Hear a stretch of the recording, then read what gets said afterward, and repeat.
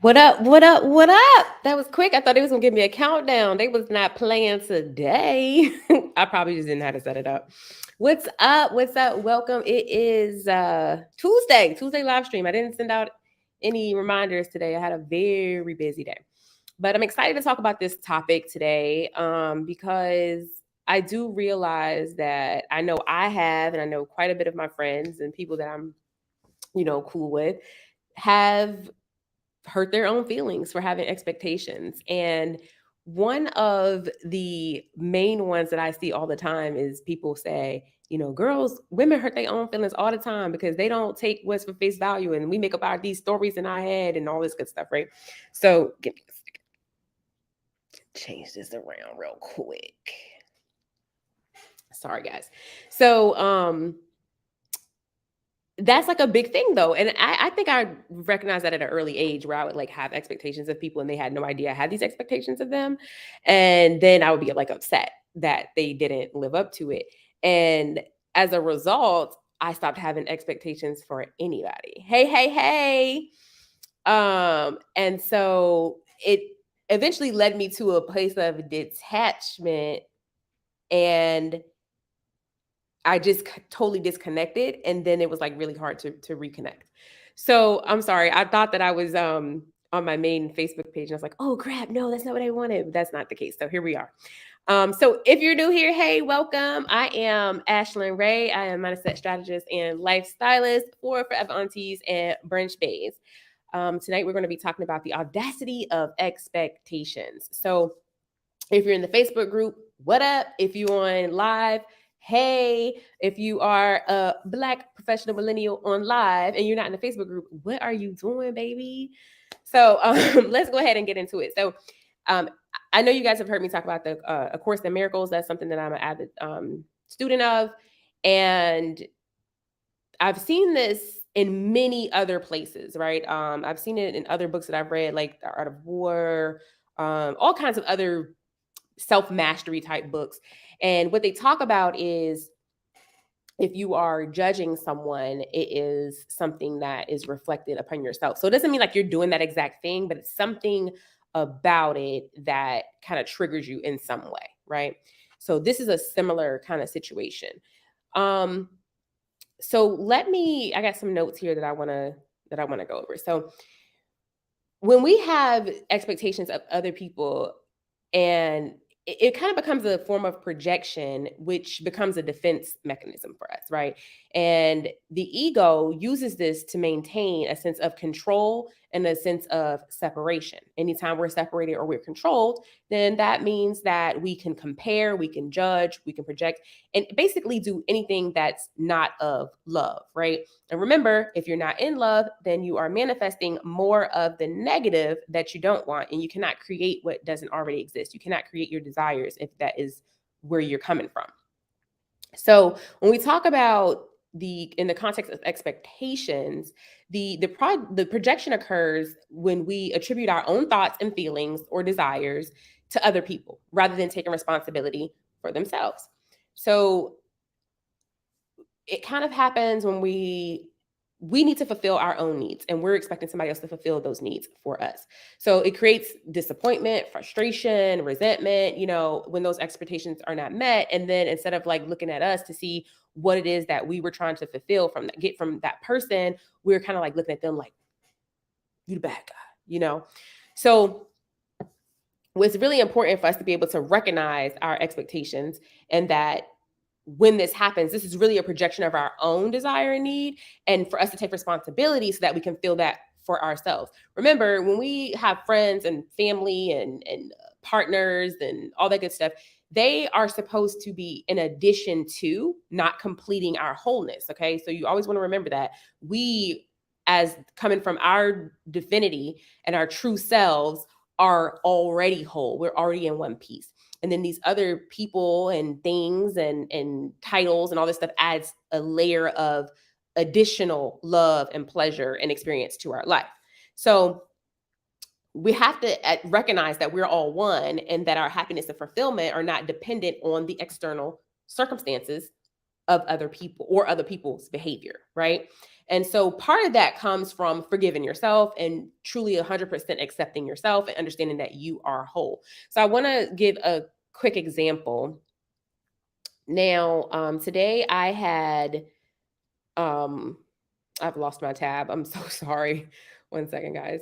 Yeah. So, one thing that I yes, absolutely. Inner child wounds too. Actually, I'm actually going to talk about that.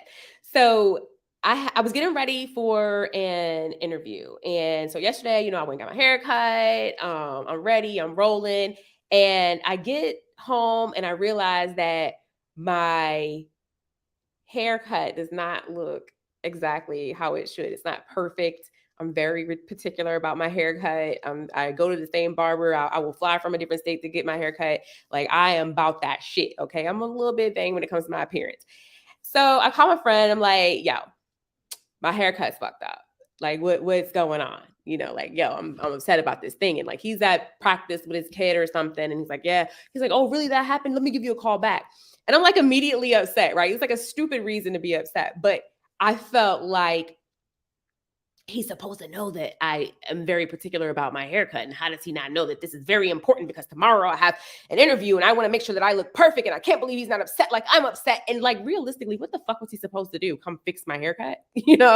So I had to sit on it for a minute because one of the things is that most of the time, the reason that we're upset about something is not the thing that we're actually upset at. We're not upset at that person or about that thing. It's an underlying issue, right?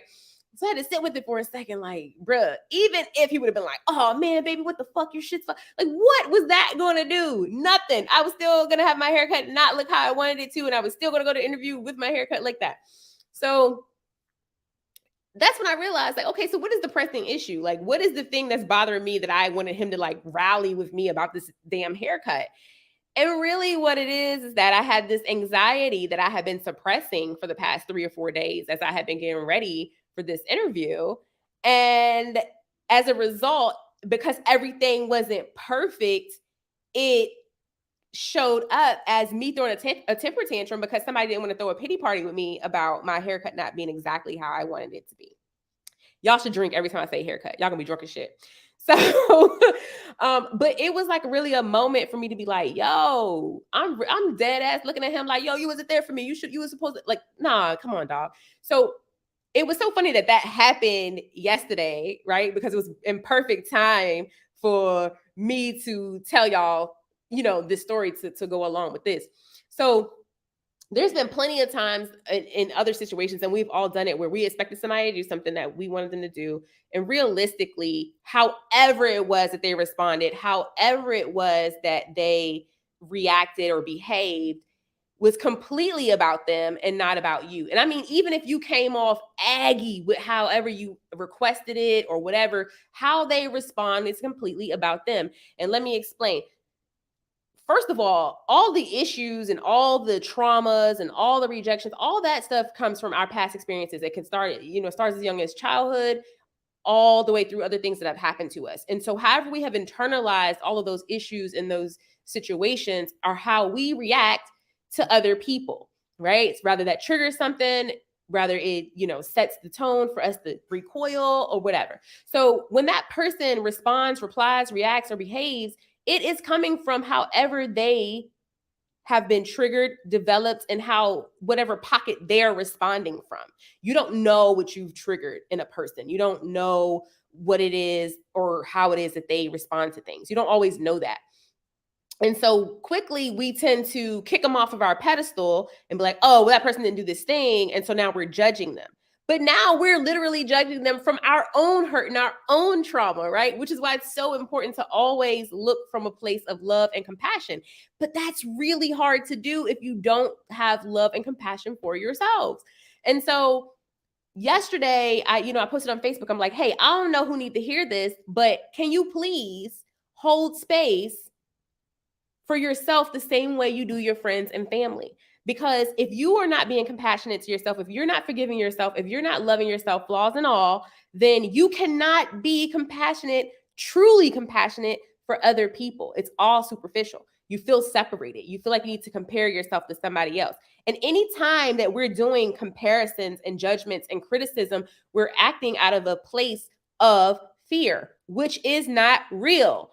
There's only one true thing that exists in this world, and it is love. The minute that you come out of love, compassion, kindness, you're now into something that we as physical human beings have made up. And it's, you hear people say all the time, the devil ain't real. It's just, that's just all in your head. Well, shit, that's the worst place to be. Is in your head, right? That's what we need our minds to be saying. We need to be on a level playing field so that we can react in a way or respond in a way that we're holding space for people that we say we love, but we're also holding space for ourselves because we're human. We're gonna fail 472 times. That's just what it is. I gotta reel myself back in all day. Like, hey, yo, what the oh shit. All right, okay, I'm chilling. I don't know what they was dealing with today. That's cool, right? So, and then I'll do that for myself as well. So just like I'll do that for my friend, I'm gonna do that for me.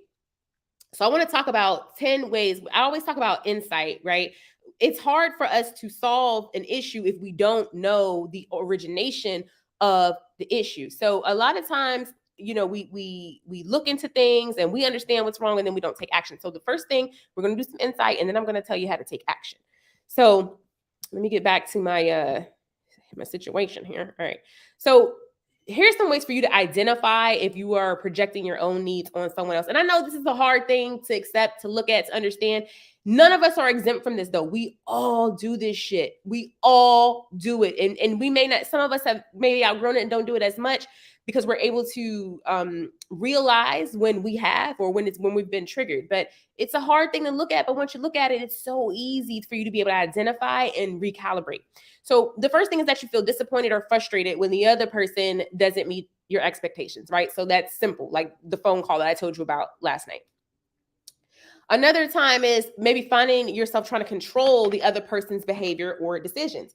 And sometimes we do that through like a soft manipulation where we're trying to finesse how the person reacts or responds to us.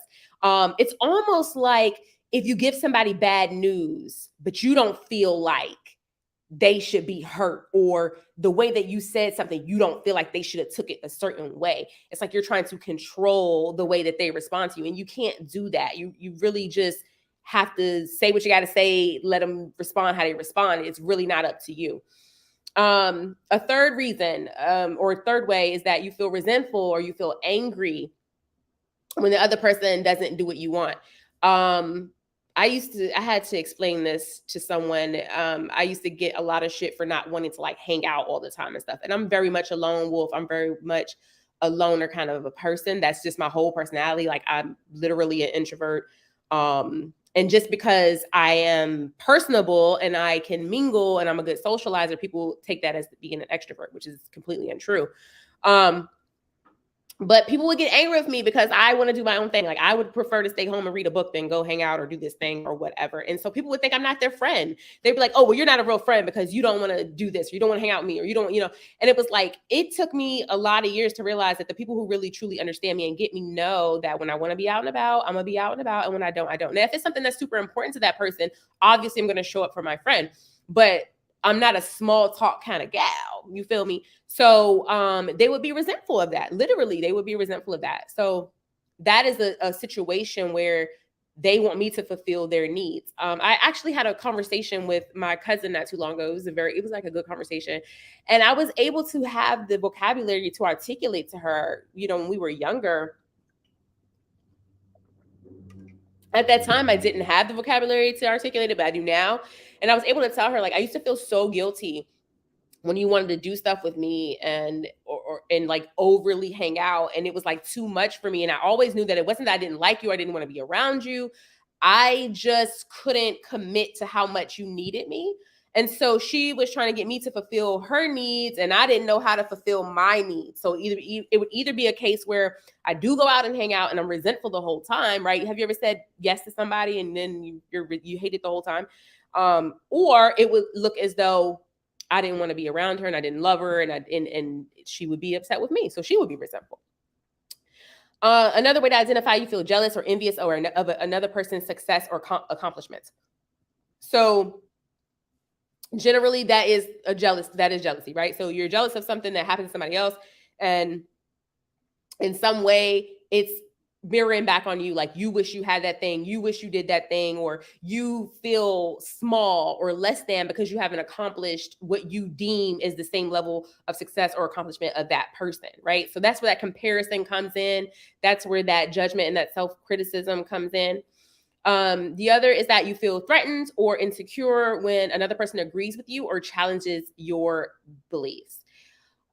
This is one that I didn't realize that I struggled with until I started working with lots of management, that when they would disagree with me, I felt as though they weren't hearing me out totally, which they truly weren't. If I could give you the climate of the industry that I'm in.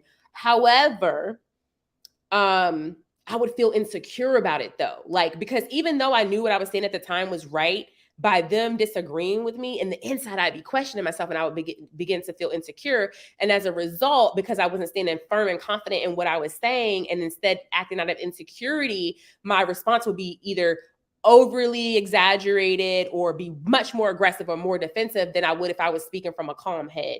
So, another way. Another way might be that you feel anxious or you feel fearful when another person is not around you or not paying attention to you. So we joke about the needy girlfriend, right? The needy girlfriend, like, yo, text me every hour on the hour kind of thing. Or, I've seen those memes and stuff. Turns out I'm actually the person who gets the grief. Like, the other person wants me to text them every hour. That's not really my thing. But same situation, right? So they want me to fulfill some need for them. And if you've ever been in this situation, and I've you know what the best way to handle this is? I know I'm going to get to the solutions or whatever, but to be honest, the best way to handle this is literally just be honest with the person, like, yo, dog. And this is what my extrovert friends do for me. They be like, yo, dog, I ain't seen you in 3 weeks. I need my people. We got to go to brunch, and I'm not letting you get away with it. And it's like, all right, girl, okay, I'm coming, And it's like, I know at that point, like, yo, it's my time to show up. And I've done that when I'm needy, I'm feeling a type of way, I feel insecure about something, and I will text a friend or somebody and be like, yo, I'm feeling needy. I don't know what's wrong with me, but like, yo, can I just complain for a minute? Or can I vent for a minute? Or can we talk for a minute? Or, and I just say what I need, which is like a really brave thing to do, because when we are as ambitious and as type A and as like go-getter as we are, to say what we need it feels soft and weak and stuff. And when you're always like strong, you don't do that. But it also feels good to have somebody say, yes, sure, you can definitely complain. Yes, I'll give you a hug. Yes, come hang out with me, So we just got a couple of more. Feeling overly dependent on another person for your happiness or well-being. This also, well, I don't want to mesh. So let me just. So when you think that you're going to be happy once you get the husband, once you get the wife, once you get the partner, once you fall in love, once you have a kid, once you whatever, if you are not currently happy and you feel like you're going to be happy when you get the thing, guess what? You're waiting for somebody else to fulfill your needs. And now you're putting all of that pressure on that person. And is that really fair? Like, would you want somebody to put all their happiness on you? I think not. It's some tough shoes to fill, to be honest.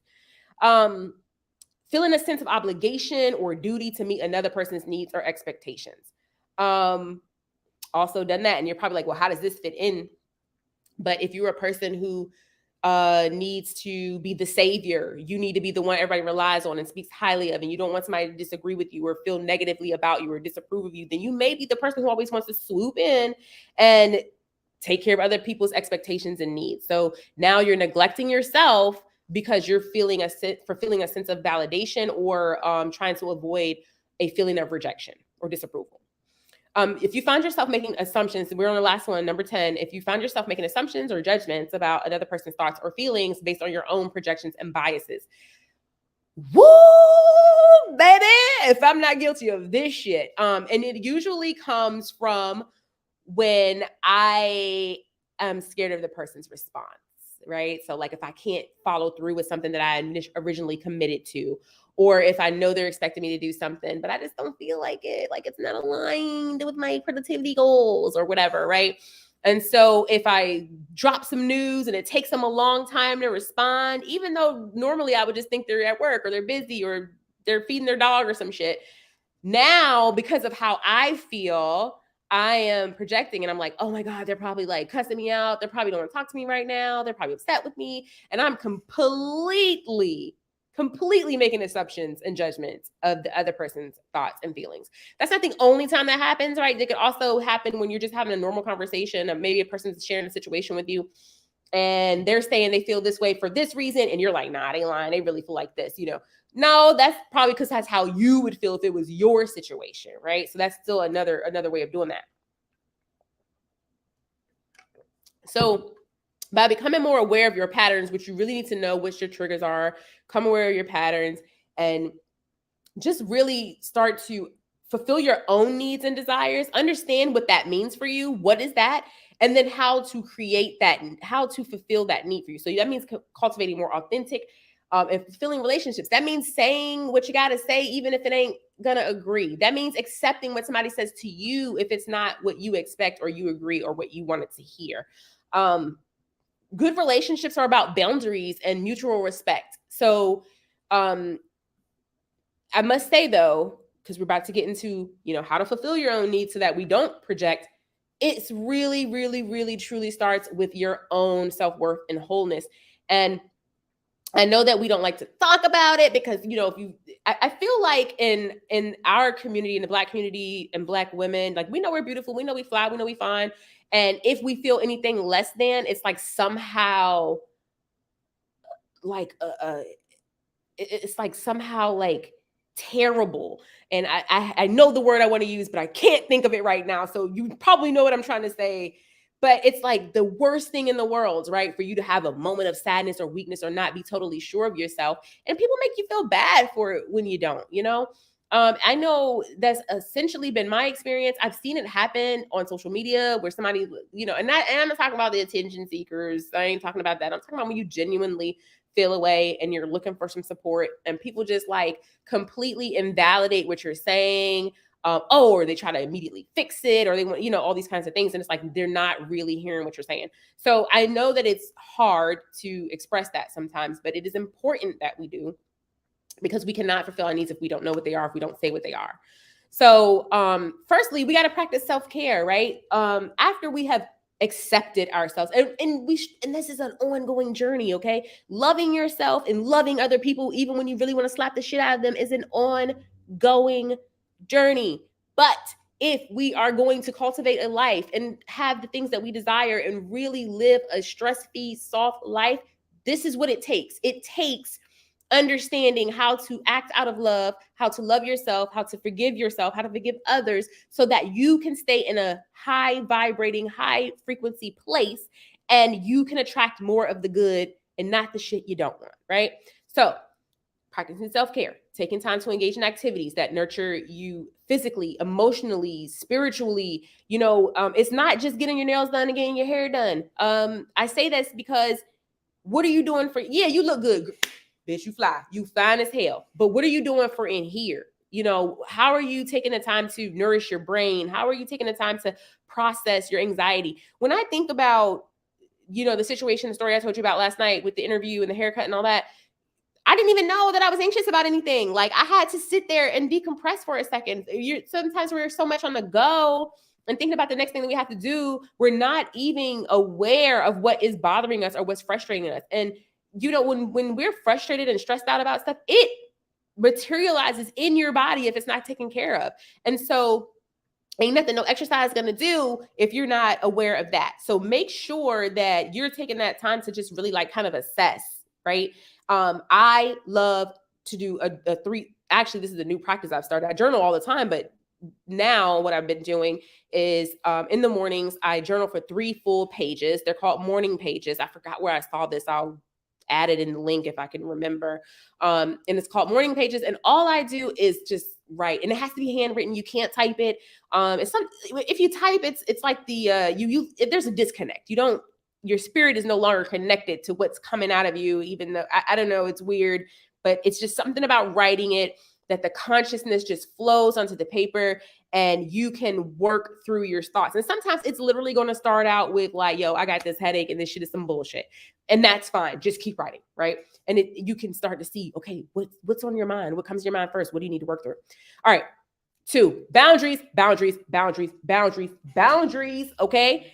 Establish clear boundaries with others around your time, your energy, your resources, and communicate with them in a respectful and assertive way. But also, you have to respect and accept other people's boundaries. And I want to make sure, because, and I said the audacity of expectations, and I think I need to be clear when I say this. I don't want to confuse this with saying don't have any expectations of how somebody should treat you. Okay. If you have set in place how you want to be treated, what triggers you or what doesn't, what you like, what you need to be supported, and that person can't fulfill those things, then maybe they don't need to be in your life. Okay. So there is a difference. I'm not saying that you don't have any expectations, you just let people run all over you, because that's also some bullshit. So respecting their boundaries and them respecting yours, knowing what your boundaries are. Did you know that some people don't even know what their boundaries are? I was one of those people who did. I'm not gonna say I didn't know what my boundaries were, but probably that too. But I really didn't even know what my values were, like what specifically my values were. So take time to figure out what you need in order to place those boundaries for yourself. Also, you need a support system. I saw something, I think it was on TikTok or something the other day, and they were talking about how you should be able to talk about and express yourself, everything about yourself, with every friend that you have in so many words. And it's like, no, you have friends and family and professionals and different people that serve different purposes. It's almost like now you're putting more expectations on somebody who cannot fulfill what you need. You know the friend that you can call to be emotional with. You know the friend that you can call to strategize with, just like they know when to call you for what they need from you. Not saying that all of our relationships are transactional. That's not true. But yeah, you enjoy your friends, you enjoy your family, you even build bonds with in your professional life, but you also know what type of guidance and who to go and get it from when needed. So make sure that you have a good support system, and that also eliminates you having to supply everything yourself, because we're humans, right? So we're connected and we will need things from other people, but you have to be able to say what you want. You can't just call somebody and be like, yo, my haircut got fucked up. No, you have to be like, I am having anxiety about this tomorrow, and the last thing I need is to not look my perfect best. And I need you to help talk me off this ledge, right? It needs to be clear and concise. What do you need? How can I support you? And then cultivating self-awareness. So learning to recognize your own thoughts and feelings, and taking responsibility for meeting them yourself. So again, I can't communicate what I need if I don't know what I need. And that's just kind of like it, right? So I know when I'm going off the deep end, I know I'm acting weird. Like me being upset with that guy, with him for that thing, was like really stupid. And I knew it was stupid. So I had to check myself like, hey, yo, shorty, what's up? You know? Self-compassion. I can't say this enough. Maybe y'all should drink every time I say this too. Love, forgiveness, compassion for yourself.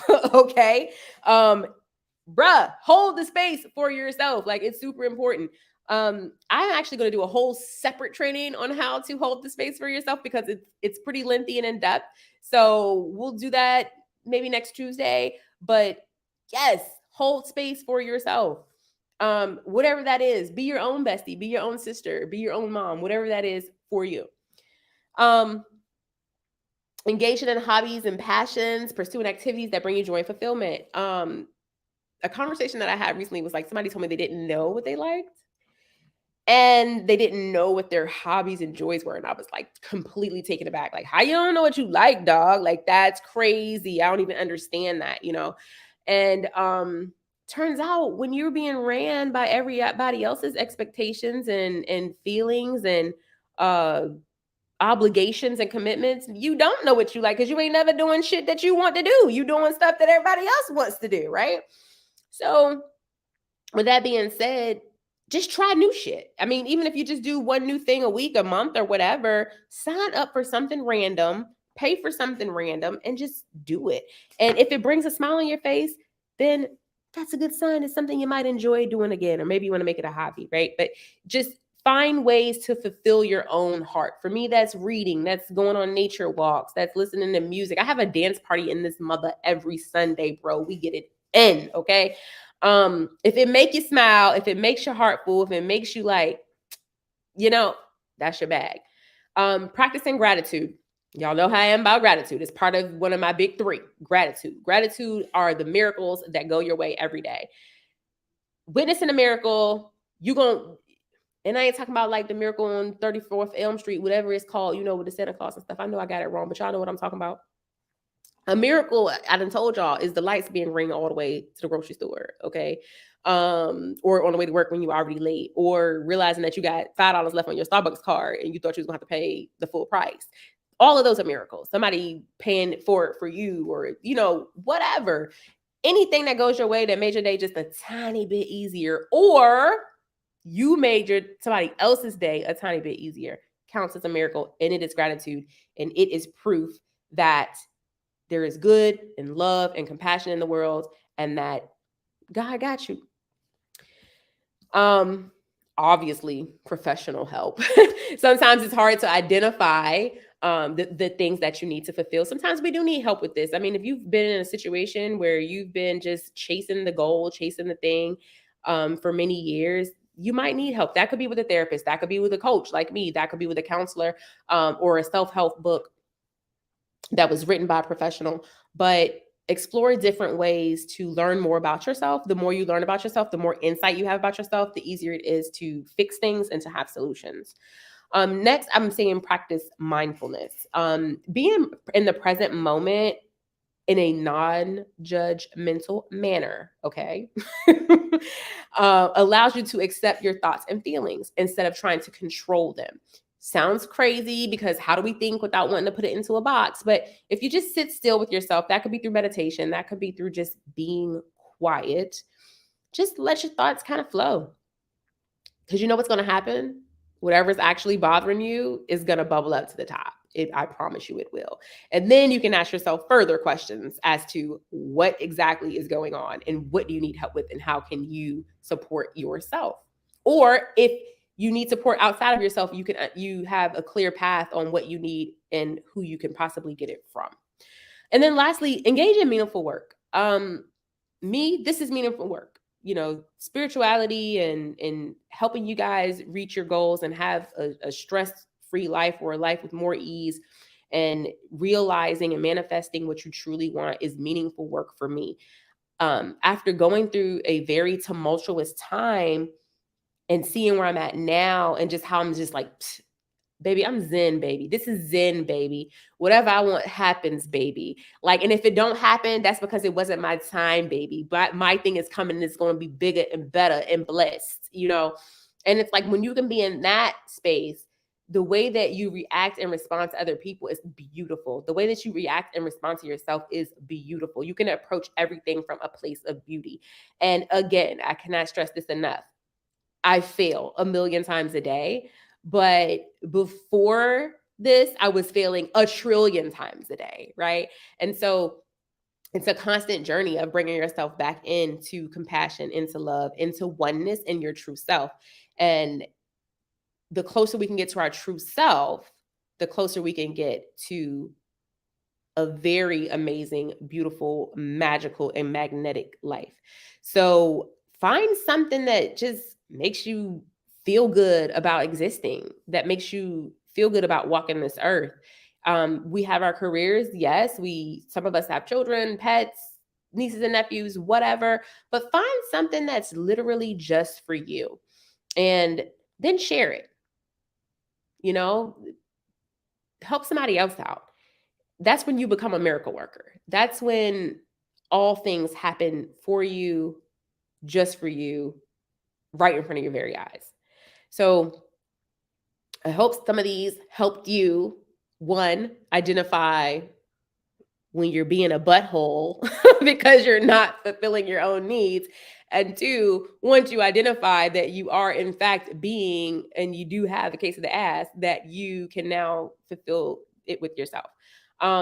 There's so much more, many more layers to this, but at the end of the day, we have to start somewhere. And at the very sub level, the very surface level, we need to be starting out with self-awareness, because a lot of stuff we don't even know we do. A lot of stuff we're not aware of. We don't know what's happening. We didn't realize we snapped on that person. We didn't realize that we projected, or that we were judging, or that we were being critical, because your mind is so accustomed to having these snap judgments and negative self talks and these negative thoughts, that it just seems like your normal self. It's not even apparent to you that this is not how you're supposed to operate, right? So, um, taking these steps should, reduce your reliance on others for your happiness and your well-being, and develop a greater sense of awareness and strength. And when you can do that, it leads to more authentic and fulfilling relationships. But not only that, if you're in a place of zen, you attract more zen, baby. Okay? And that is what I want for you. Um I hope that this helped. I hope this was engaging. I hope you guys got something out of this. I will see you next week, and I wish you nothing but love and light. All right, you guys. Bye.